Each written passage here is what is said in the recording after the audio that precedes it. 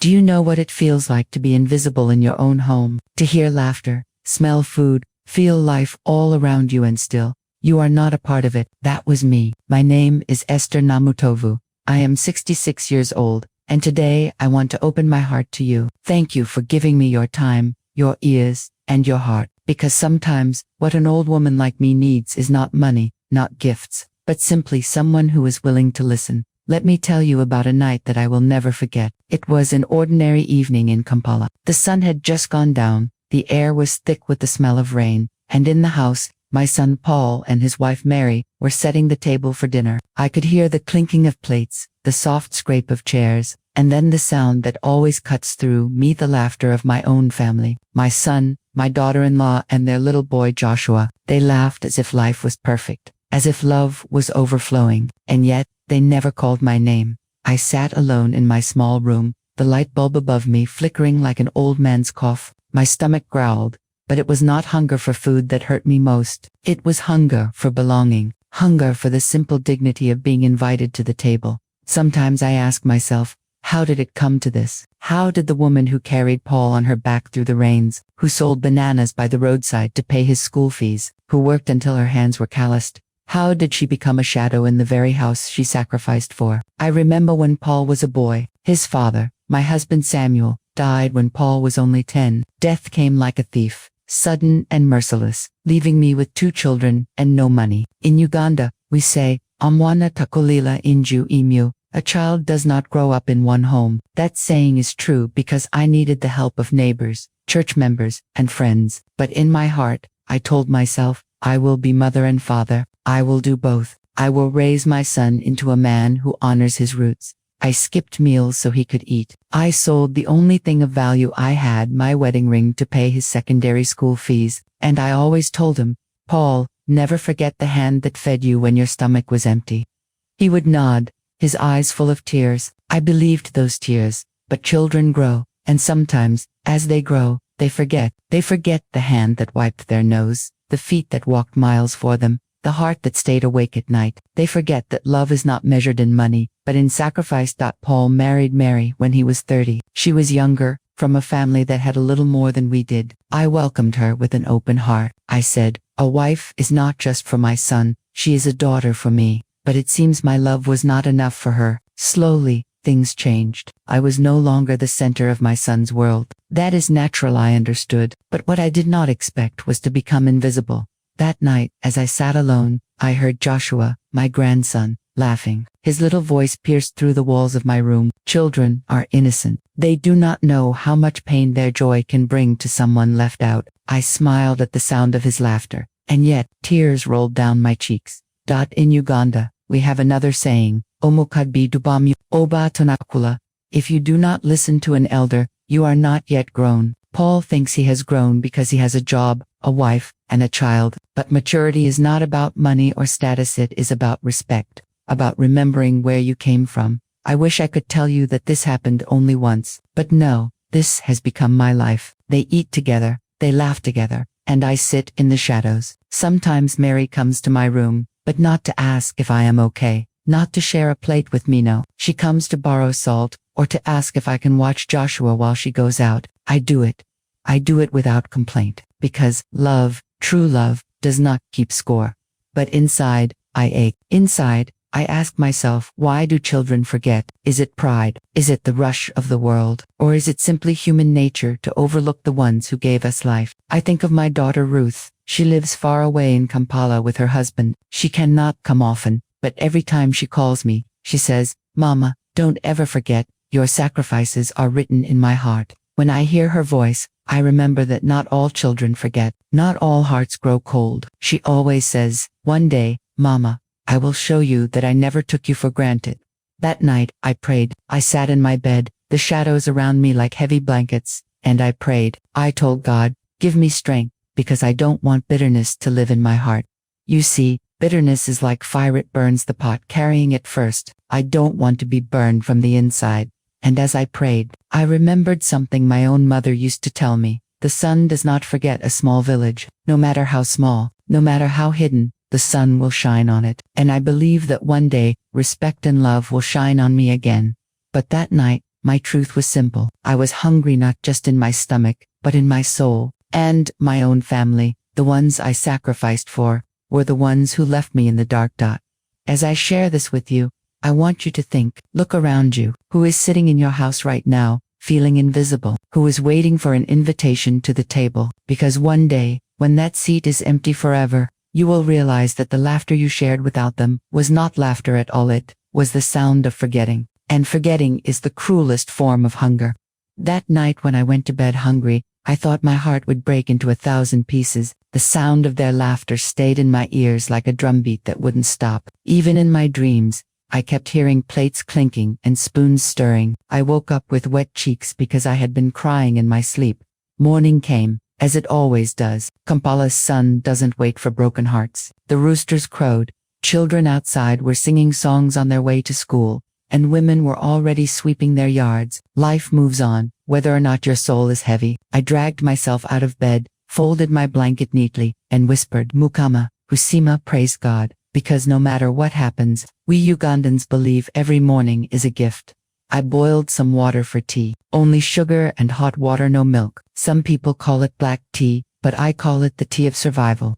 As I sipped slowly, I remembered my younger days, how many mornings I had faced, just like this: empty cupboards, empty stomachs, but never empty hope. Hope was always the salt that flavored my struggles. That day, I sat outside the house on my wooden stool. I watched Paul leave for work in his neat shirt and tie, while Mary carried Joshua to school. Neither of them said much to me, only a quick wave as though I were a neighbor, not their own blood. My heart tightened, but I smiled. I have learned something over the years. Silence is also a kind of prayer. When words hurt, silence speaks louder.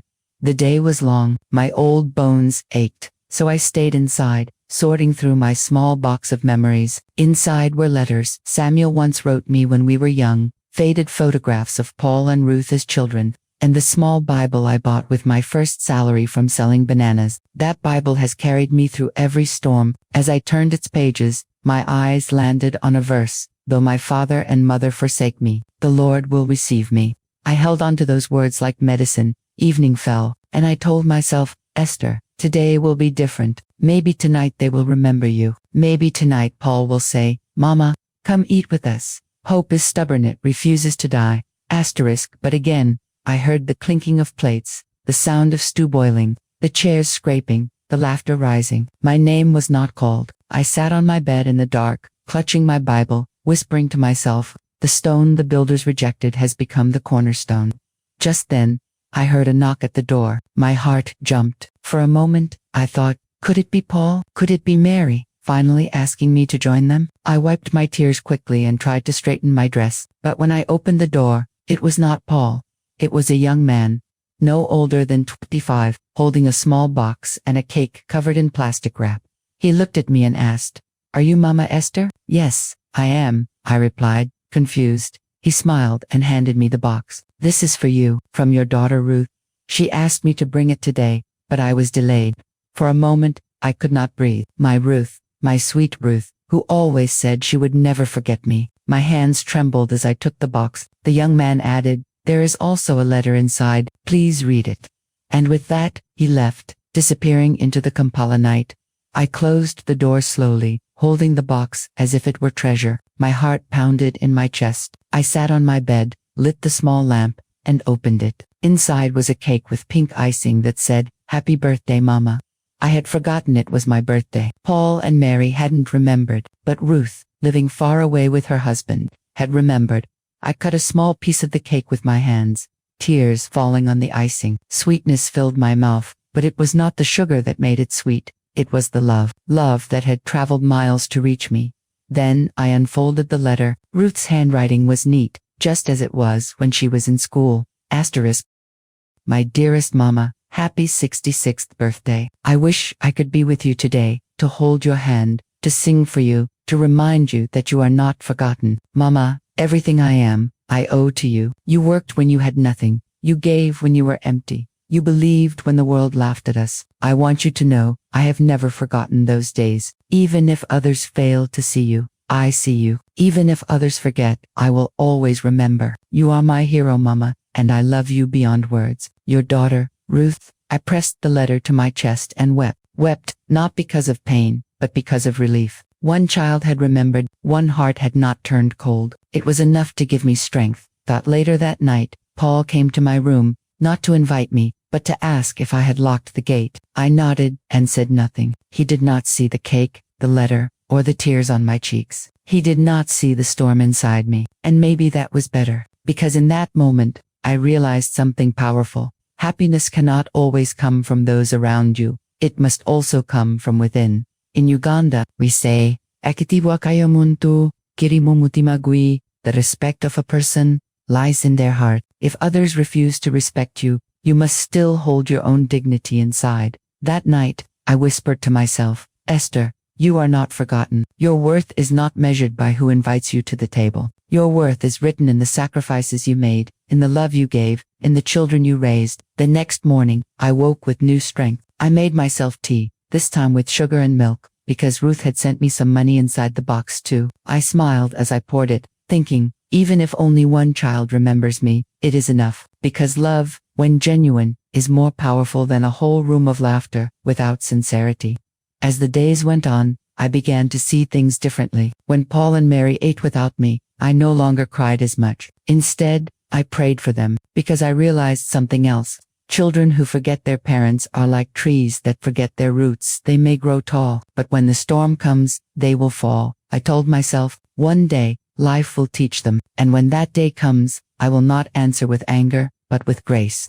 And so, my story continues. A woman of 66, overlooked by her son, cherished by her daughter, holding on to faith, and learning one of the hardest lessons of all, that sometimes, the people you love most will hurt you most, but God always leaves you one heart that will never let you feel invisible. Asterisk that night, after eating the small piece of cake Ruth had sent me, I slept more peacefully than I had in many weeks. My heart was still heavy, yes, but there was also a light inside me now, a candle lit by Ruth's love, by her letter, by her memory of me. Sometimes one small flame is enough to chase away a whole room of darkness. The following morning, Kampala was alive as usual. Bodas honking, children running to school, women carrying bananas on their heads, men calling out prices at the roadside. Life in this city is always loud, but inside me, there was a silence not of sadness, but of reflection. As I sat on my stool, I began to think deeply about my life. At 66, you cannot help but look back. Life is shorter ahead than behind, and if you don't learn lessons from the past, then age is just a number without wisdom. I remembered the first house Samuel and I built. It had mud walls, a grass-thatched roof, and a floor we smeared with cow dung to keep it smooth. We had nothing, yet we were rich in joy. Every evening, neighbors gathered, children laughed, and no one ever ate alone. Food was always shared, even if it was just cassava and beans. O mukago simululu abon is not stingy. That's how we lived then. But look at me now. My son eats with his wife and child, while I sit in the dark. Sometimes I wonder, how did love turn into distance? How did togetherness turn into loneliness? Yet I also know the truth: modern life changes people. These young ones, they chase jobs, chase money, chase status. They forget the hands that held them when they were helpless. They forget that one day, their bones too will grow weak, and they will long for the company of their children. One evening, about a week after my birthday, I overheard Paul and Mary quarreling in the sitting room. Mary was complaining, "Your mother is a burden. She does nothing. She just sits there. Why must we carry her like a child?" Her words pierced my heart like a spear. But Paul's reply cut me even deeper. "I know. Sometimes I also wonder why she cannot go and live with Ruth. She has a husband now. They can take care of her." I sat quietly in my room, tears burning my eyes. Imagine your own child speaking of you as a burden, the very one you carried for 9 months, fed with your breast, worked in gardens to send to school, even when your back broke from pain. And now, to him, you are just a load to be removed. That night, I prayed longer than usual. I told God, if this is the reward for my sacrifice, let me not be bitter. But Lord, do not let my grandchildren grow up thinking this is normal. Teach them to respect their elders, so they will not repeat these mistakes. The next day, I decided something. If my son will not honor me, I will honor myself. I washed my best gomesi, ironed it carefully, and wore it proudly. I took my small basket and went to the church nearby. It was not Sunday, but the women were cleaning and preparing for a fundraiser. I joined them, singing hymns, scrubbing floors, laughing. For the first time in months, I felt alive again. One of the women, Mama Grace, noticed me. She asked, "Esther, why don't we see you often? You used to be so active." I hesitated, but then I told her a little. I said, "These days, my son and his wife are busy. I stay in the room most of the time." She touched my hand gently and said, "My sister, never let anyone push you into a corner. You are still alive. You still have a voice. Come, join us more often." Her words were like medicine, and so I began to go to church activities more. I started attending women's fellowships, singing in the choir again, even helping the younger mothers with advice. They listened to me with respect, and it healed my heart, because sometimes, what your own children deny you, strangers can give freely. Still, when I came home, the reality remained, the laughter at the dinner table, the closed doors, the silence toward me. But instead of crying, I began to use that time to write. Yes, at 66, with shaky hands, I began to write in a small notebook Ruth had once given me. I wrote about my life, my struggles, my lessons. I wrote so that one day, when I am gone, they will read and remember. One evening, I was writing when Joshua, my grandson, slipped quietly into my room. He looked at me with his innocent eyes and asked, "Jaja, why don't you eat with us?" My heart nearly broke. Out of the mouths of children comes truth. I smiled at him and said softly, "Because sometimes grown-ups forget, but you, my child, must never forget. Always remember your roots, because a tree without roots cannot stand." He nodded seriously, as if my words planted a seed in his little heart. That night, for the first time, Joshua brought me a small piece of meat from the table, hidden in his hand. "Jaja, this is for you," he whispered. Tears filled my eyes, and I hugged him tightly. Maybe, just maybe, the next generation will be better. Weeks passed, and then one afternoon, something happened that changed everything. Paul came home from work looking troubled. He sat in the sitting room, head in his hands. I heard him telling Mary that the company had downsized and he might lose his job. Suddenly, the proud son who looked at me as a burden was himself facing uncertainty. For days, the house was quiet. The laughter at the dinner table faded. Bills piled up. Arguments grew. One evening, I decided to act. I went to my small wooden box and took out the envelope Ruth had sent with the cake. Inside, she had tucked some money more than I had touched in months. I walked to Paul and handed it to him. He looked at me in shock. "Mama, where did you get this?" I smiled gently. "From Ruth. But now, it is for you. Use it to breathe, to stand again. Do not think I am helpless. Even a mother who is old can still carry her children in ways they do not expect." Paul's eyes filled with tears. For the first time in many years, he touched my hands with respect. "Mama, forgive me. I have been blind. I thought you were a burden, but you are still carrying me." I said nothing, only smiled. Because in our culture, forgiveness is not spoken in long speeches. It is shown in actions. From that day, things began to change. Slowly. Not perfect, but better. Paul started inviting me to the table again. Mary softened, though her eyes still held pride. But Joshua remained my little light always, reminding them Jaja should sit with us, and me. I learned my greatest lesson. Sometimes, those who forget you will one day need you. And when they do, the choice is yours to answer with anger, or with grace. Uganda has a proverb, "Akaana akatali kumukondo, kabuzibwa, ni ina. Gaya katwa ala." Child who does not know the path is shown by the mother who carried him. That is what I did. Even when my own child lost his way, I showed him the path back to respect. Now, at 66, I no longer wait for them to remember me before I find joy. My joy comes from knowing I have lived, I have given, and I have taught. Whether they learn fully or not, my duty as a mother is done.